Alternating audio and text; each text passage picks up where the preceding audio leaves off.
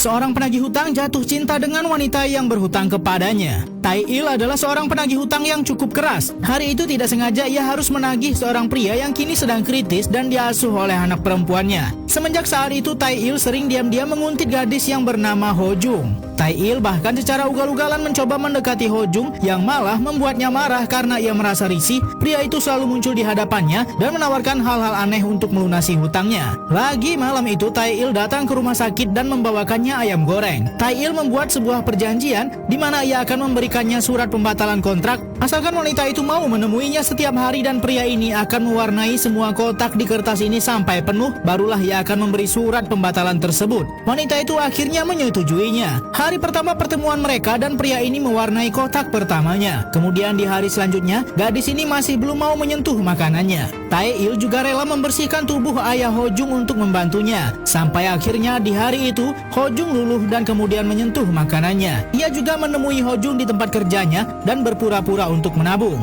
Tentu saja Ho Jung pun lama-lama menjadi luluh dengan tingkah preman ini. Sudah semakin banyak kotak-kotak terisi dengan warna-warna. Kencan mereka juga sudah semakin berwarna karena kini Ho Jung pun juga menikmatinya.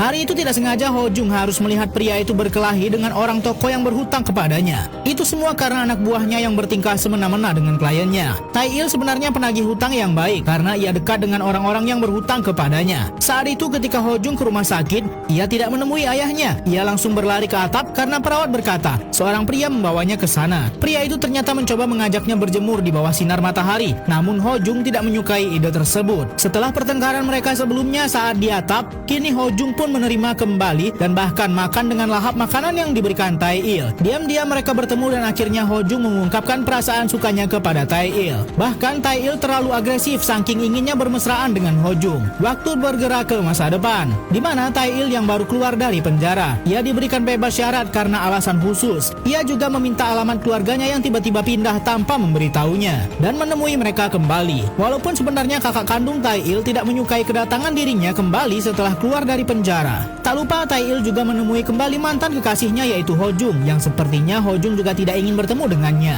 Ketika di kamar mandi, Tai-il tiba-tiba merasakan sakit dan mengeluarkan cairan merah dari mulutnya. Hal tersebut sampai membuat Tai-il meringkuk kesakitan. Ternyata saat dirinya di penjara ia mengalami hal serupa dan kemudian diperiksa. Tai-il mengidap tumor ganas dan waktu hidupnya tidak lama lagi. Itulah alasan sebenarnya Tai-il dibebaskan cepat dari penjara. Bergerak kembali ke masa lalu, hidup Tai-il dan Ho Jung sebenarnya sangat harmonis. Mereka akhirnya tinggal bersama dan menjalani hari-hari romantis. Karena ingin hidup dengan normal, Tai-il kemudian memutuskan untuk berhenti dari dunia debt collector ini. Namun rekannya meminta 1 hari saja menyelesaikan tugas terakhir mereka. Hari itu akhirnya Tai-il melakukan pekerjaan terakhirnya. Padahal di saat yang sama, ia memiliki janji bersama pacarnya menemui orang yang menyewakan tempat untuk mereka membuat usaha. Perjudian ini pun dimulai. Awalnya semua berjalan dengan baik-baik saja. Di tempat berbeda, sang pacar sudah gelisah menunggu kedatangan Tai-il. Tiba-tiba saja acara perjudian ini kacau ketika sekelompok orang bertopeng datang mengacaukan acara. Mau tidak mau Tai-il harus membantu membereskan semua. Hal buruk juga terjadi antara Ho Jung dan penyewa tempat. Tai-il segera berlari ke kantornya dan tidak menemukan siapapun di sana. Ia tahu dirinya sudah ditipu. Ho Jung yang kesal menemui Tai-il yang sudah babak belur.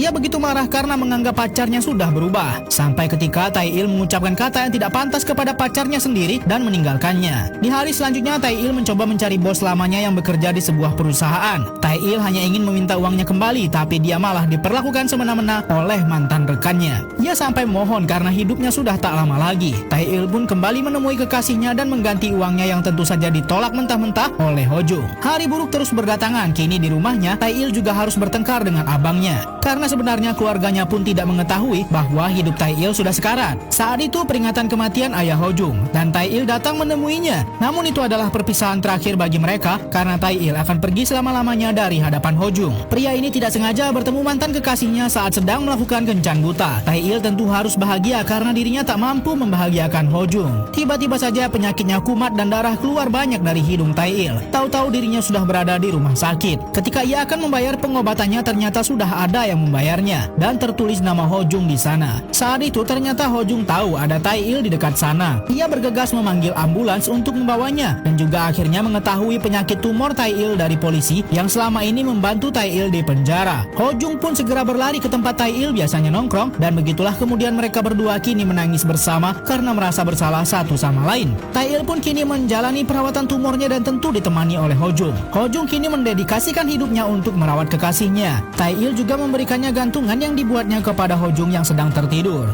Setelah hari itu, kini kesehatan Tai Il mulai menurun dan tak sadarkan diri. Kini keluarganya pun sudah mengetahui penyakitnya. Karena tidak pernah sadar lagi, Ho Jung lah yang bertugas mengurus Tai Il. Ia juga dengan telaten membersihkan badan Tai Il, sampai akhirnya tangisnya pecah untuk terakhir kalinya. Tai Il pun wafat. Bahkan abangnya sungguh menyesal karena selama ini tidak memikirkan adiknya. Ayah Tai Il diam-diam menemui Ho Jung yang sendirian. Ia menceritakan bagaimana anaknya dulu bercerita bahwa dirinya hampir menikah. Namun dia mengacaukan semuanya. Hari-hari berlalu dan Ho Jung kembali bertemu dengan ayah Tai Il yang adalah seorang supir bus. Diam-diam ternyata Ho Jung menangisi kepergian kekasihnya. Ayah Tai Il yang paham segera memadamkan lampu bis agar tidak ada orang yang melihatnya.